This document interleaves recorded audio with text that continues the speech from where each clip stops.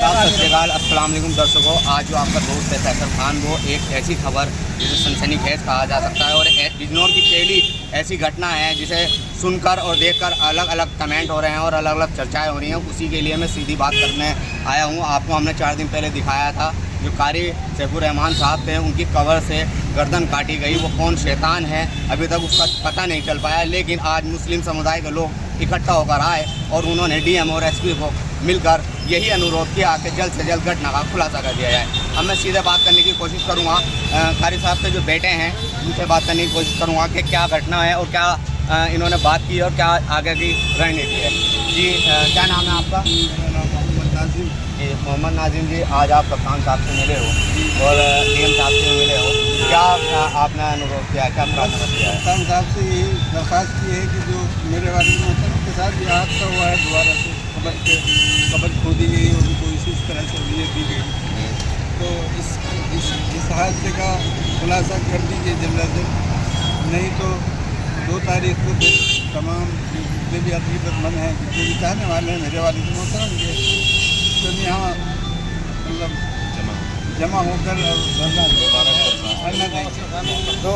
देखिए, मैं इनकी लड़के से बात हो रही है, ये बात करने लायक इस असल में क्या है कि पिता के साथ घटना हुई है, बाप के साथ घटना हुई है, तो कहीं ना कहीं बात करने में आज इंसान क्योंकि घर का मामला है। लेकिन मैं सिर्फ जो मेरा उद्देश्य है वो यही रहता है लाइव आके दर्शकों कि इतनी बड़ी घटना आखिरकार ये शैतान कौन है, किस जाति से, हमें इससे मतलब नहीं है, लेकिन इस शैतान का जल्द से जल्द पता चलना चाहिए और इस शैतान को सज़ा मिलनी चाहिए। क्योंकि मैं अपनी लाइफ बता दूं, मेरी उम्र 30 साल हो गई है दर्शकों, और 30 साल में मेरी पहली घटना मेरी उम्र में आई है कि कब्र से लाश की गर्दन काटी गई। आखिरकार अलग अलग कमेंट हो रहे हैं, बताया जा रहा है तांत्रिक विद्या भी हो सकती है, अलग अलग तरीके से जोड़ा भी जा रहा है, लेकिन हमारा जो मेन मकसद है, हमारे चैनल का मेन मकसद, हमारे बिजनौर की जनता का मेन मकसद ये है कि इसमें जो मुख्य आरोपी हैं, जो इसमें जिसने भी इस घटना को अंजाम दिया है, वो ही गिरफ्तार हों और वो ही जेल जाएं। मैं अब बात करने की कोशिश करूँगा जो मीम हैं ओवैसी साहब की पार्टी के जिलाध्यक्ष हैं, इनसे ये पूछने की कोशिश करूँगा कि इस घटना में इन्हें क्या लगता है और आखिरकार इस घटना के पीछे कौन हो सकते हैं। जी रियाज साहब, मैं आपसे सिर्फ एक सवाल करना चाहता हूँ कि इस घटना के पीछे आपको क्या लग रहा है? दरअसल फैसल भाई, बात यह है कि कुछ भी कहना कब्ल अज़ वक्त होगा,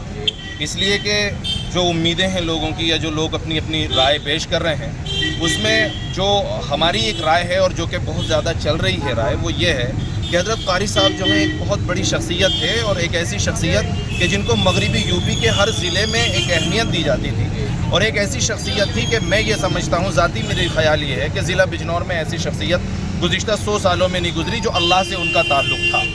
तो उसके बाद चूँकि लोगों को कुछ तांत्रिक लोग होते हैं जो जादूगर होते हैं, तो ज़्यादा राय जो लोगों की है वो ये पाई जाती है कि किसी जादूगर ने ये काम किया है और इसलिए किया है ताकि उनके सर का नाजायज़ इस्तेमाल कर सके और बिजनौर और अतराफ़ के जितने उनके मानने वाले या चाहने वाले हैं, या तो उनको परेशान किया जा सके या उस खोपड़ी के ज़रिए कुछ ऐसा काम किया जा सके जिससे जो है लोगों को वो जादू में फंसाए। लेकिन हम ये भी कह देना चाहते हैं कि जिसने भी ये काम किया है उसने ये डायरेक्ट अल्लाह से जंग की है, और ऐसा शख्स जो अल्लाह के वली की कब्र खोदकर अल्लाह के वली की गर्दन काट दे तो वो डायरेक्ट अल्लाह से जंग करने के मुतरादिफ है, और जो भी अल्लाह से जंग करता है वो बचता नहीं है। और मैं आपके तवस्सुस से उस जालिम, उस कातिल और उस दरिंदे को कहना चाहता हूँ जिसने ये हरकत की है कि संभल जाओ और होश के नाखुन लो और तौबा कर लो अपने अमल से। अगर तुमने तौबा न की, अगर तुमने इस पर अल्लाह रब्बुल इज़्ज़त से सिद्क़ दिल से माफ़ी ना मांगी, तो आपका हश्र, आपके आने वाली नस्लों का हश्र अल्लाह रब्बुल इज़्ज़त के यहाँ बहुत बुरा होने जा रहा है। लिहाजा इस पर आप जो है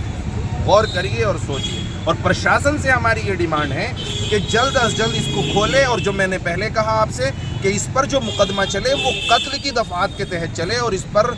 अदालत भी कत्ल की दफ़ात के तहत मुकदमा चलाए। क्योंकि हमारा मानना ये है, कुरान में हमारा बिलीव है कि जो अल्लाह वाला होता है वो अपनी कब्र के अंदर भी ज़िंदा होता है। जो शख्स जिंदा है अगर उसकी गर्दन को काटा गया है तो गोया कि ये कत्ल के मुतरादिफ है, इस पर मुकदमा भी कत्ल के ऐन मुताबिक ही चलना चाहिए, ये हमारी डिमांड है। देखिए, मेरी बात जो हो रही थी, एक तो रियाज साहब हैं जिलाध्यक्ष और उनके लड़के से बात की। मैं अपने दर्शकों के माध्यम से अपने जो बिजनौर के कप्तान साहब हैं अभिषेक जहाँ, उनसे यही अनुरोध करना चाहता हूँ कि इस घटना का जल्द से जल्द खुलासा कर दिया है। क्योंकि इस घटना का खुलासा के पीछे कारण क्या है, अपील क्यों है, क्योंकि बिजनौर के जो मुस्लिम समुदाय के लोग हैं वो आपसे इस चैनल के माध्यम से अनुरोध कर रहे हैं, सर जैसे टीम आप घटना में लगाते हो, बड़ी घटना में 4-4, 5-5 टीमें इस घटना में भी लगाई और जल्द से जल्द इस घटना का खुलासा करिए। नमस्कार, आदाब, सत्यवाद, अस्सलाम।